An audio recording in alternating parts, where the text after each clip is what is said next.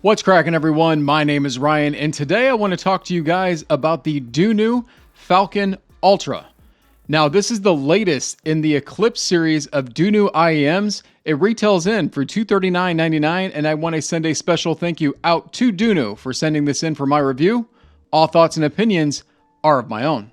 So the Falcon Ultra encompasses the second generation of the Eclipse architecture driver that was first introduced in the much more expensive Zen Pro series.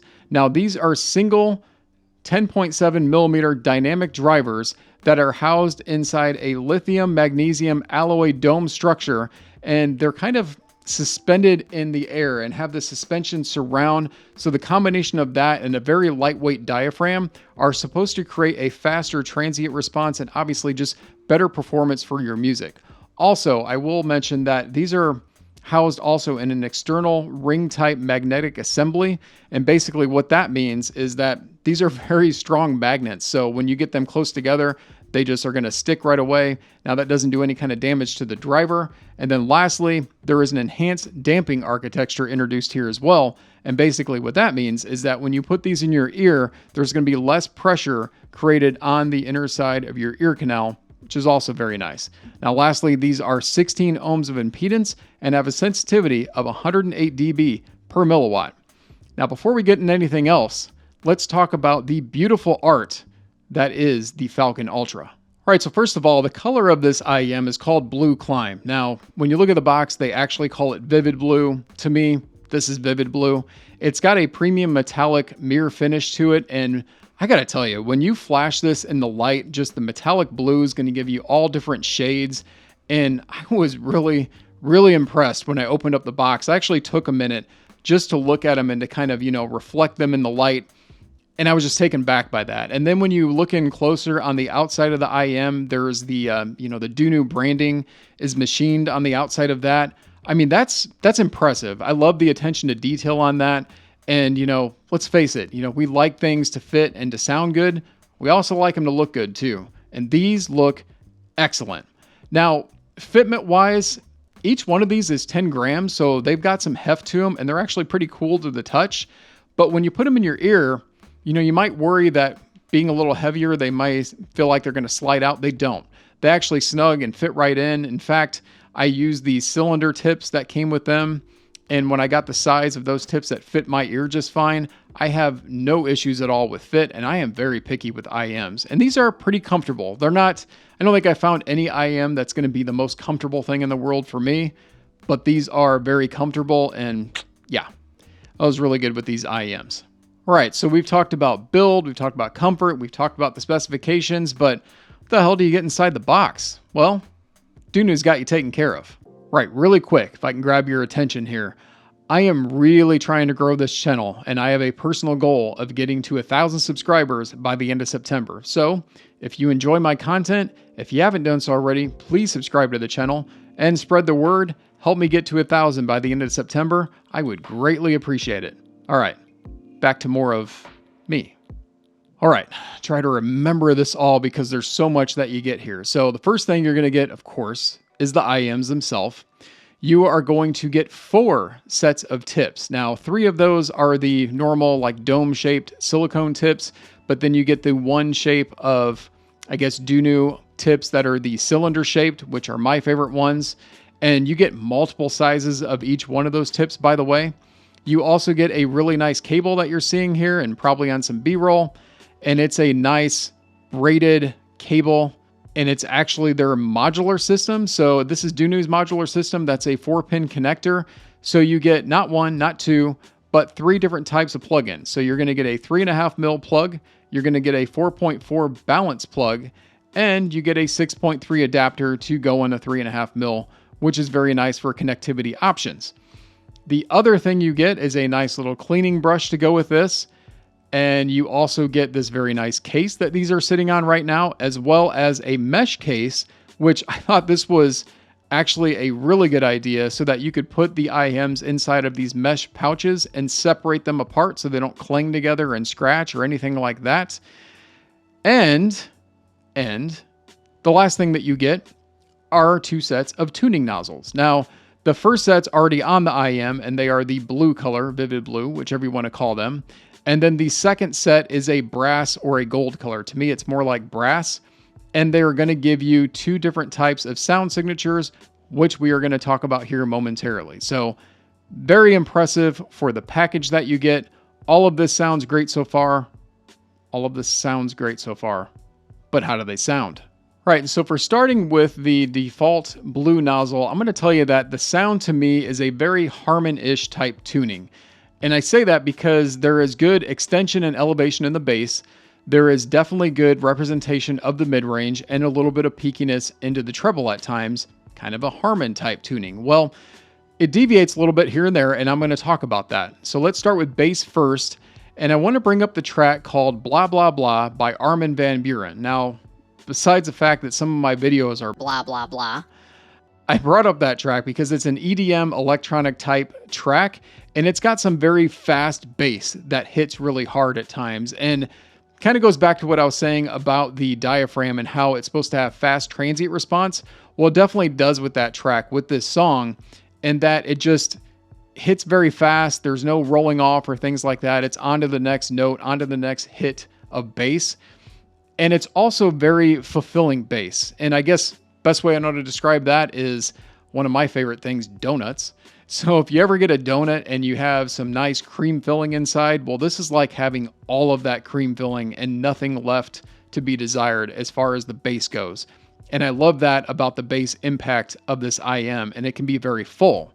Now, if we go into the mid-range of this, there's another track I want to bring up, and that is Did Somebody Make a Fool Out of You by Lady Blackbird. Now, this is a vocal-based jazz track, but the reason why I bring this up right after I talked about bass is this track still has a lot of that nice, fulfilling, donut-like bass that I was just talking about, and that there are times where that bass really kind of takes over the mix if you're listening on a device that's got a lot of bass to it, which this one does. Now, the mid-range of this, like I said, is very good, but I do feel like at times that bass kind of overemphasizes over the mid-range, so over her vocals. And she has some very nice vocals on this track, but the bassist and things just really, I don't want to say shines through, but it just really, emphasizes through this track and this mix that kind of made me think, well, there's a little bit of a deviation there. And that's not to say the mid-range is scooped out by any means, because I don't think it is. I just think the bass is emphasized just a little bit more. And that track was, and I'm going to talk about this when I switch over to the other nozzle, but that track was a very good one to example for both tuning nozzles. Now, when we get into the treble region, that's where things, again, can deviate a little bit. And what I will start with is I'll tell you, when I first plugged in these IEMs and started listening, my very first impression right out the gate was, oh, well, this is a little bit V-shaped, because the treble got a little bright for me right away. I was listening to Adele, and her S's and, ch, ch sounds, a lot of times can have that sibilance to it on certain devices. And I noticed it right away on this IEM, again, with the default blue nozzle. And so I wrote that down right away. I was like, okay, these are going to be a little bit V-shaped. And I say a little bit because I didn't get that harshness of, like I said, hollowed out mids or anything. What was really just a cool experience was, this is where burn-in's important. I listened to this for several hours, and I switched back and forth nozzles and things, and when I started listening more and more, some of that brightness actually went away. And now I kind of look at this as having some, yes, peaky treble at times, but it doesn't get as sibilant as when I first listened to this. So I can tell you, if you happen to get this IEM, definitely let them break in before you get your final impression, which is what I did, because it is a very pleasing treble. It's very accurate treble. It's natural. And I don't think it's overly bright, actually, as I did when I first listened to it. It can get bright, don't get me wrong, because I do think there's good representation probably in that, 6 to 8K region. If I had to guess, I don't do measurements, but you know what I'm saying here is like, I got that part of that treble when I listened to this. And to give you kind of a song track example of treble, I'm going to refer to one that I do a lot, and that's Paper Trails by Darkside. This is one that is excellent for testing treble and sibilance, and that's where this one peaked at times in that treble with his voice, and, you know, kind of shine through at times for sure, especially some of those screech sounds that you hear through this track. And that kind of, you know, showed that to me that it's still there at times. That's why I said, even still, I kind of think this is harmonish with a slight V-shaped type tuning just because of the bass emphasis and the excellent treble extension that you get, which also lends to some very good airiness, details, imaging, separation, all of that. I think is very good on this device, and especially imaging. Now, stage-wise, I don't think this is overly expansive, but I think it's a good representation of stage. When I listen to live performances on this, I got good sense of space around me. I never felt like I was very claustrophobic or anything, and that's just, you know, a nod to the tuning of this IEM with the default nozzle. But, I shouldn't say but. Let's go ahead and talk about the alternate nozzle now, which is the brass nozzle. So the first thing I want to say about the brass nozzle is I didn't feel like I got a different impression of bass with this one. And at least to my ears, I felt like the bass was still represented the same as it was in the blue and didn't notice really any deviations there. The deviations I noticed are definitely in the mid-range and into slightly the treble region. And so a really good track example I can give you here is a track by Seether and Amy Lee called Broken. Now this is an older track. It's an alternative rock track, but the reason I bring this up is because Amy Lee is a beautiful vocalist, in my opinion, and just, I love her voice, right? And this track with Seether, I remember listening to years ago, and I threw this back on again because this is a very energetic track. And when they sing together, her voice is booming already, but then so is the music as well. Well, with this particular tuning nozzle with the brass, it's got some extra mid-range energy to it. And I would call it mid-forward, I would call it vocal forward, whatever you want to say there. And on that particular track, I felt like I was getting too much of the voice and too much of the instruments at once. And it was creating some, you know, knee-jerk harsh experience, I would say, in the treble region, to where it made me want to listen to other vocal-focused tracks. So when I ran the gambit and went through, you know, the typical things I do with vocalists, I would definitely say singer-songwriter, this is the sweet spot for that. I mean, you're definitely going to get very good, you know, vocals out of this particular tuning nozzle with singer-songwriter type stuff. Also acoustic recordings, so a lot of rock tracks that I like that do their acoustic versions sounded excellent with this tuning nozzle just because, you know, their voices were right in my ear. You know, listening to your typical Adele's or Lana Del Rey, and, you know, those singers and things just sounded really good with this particular tuning nozzle.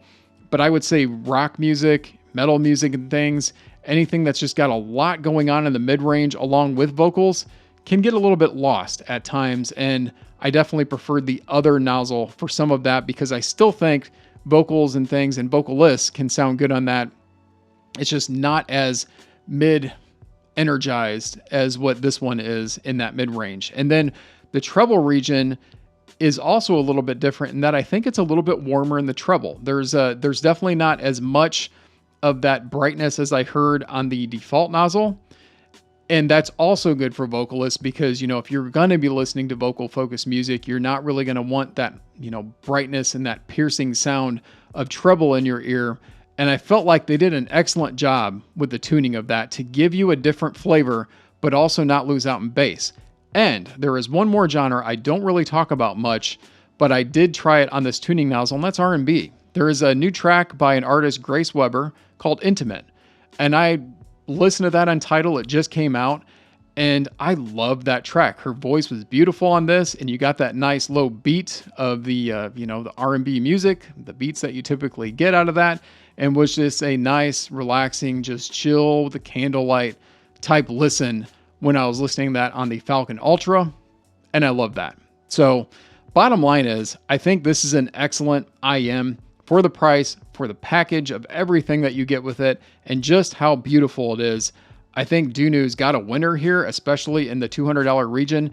And I just so happen to have in the new Kiwi Ears Quintet. Now, I will be doing a review of this IEM coming up here pretty soon. They're in the same price range as the Falcon Ultra, so I'll definitely be comparing the two. So if you're interested in that comparison, subscribe to the channel. And hey, if you like this video, smash that like button. I thank you guys for watching, and I will see you in the next one.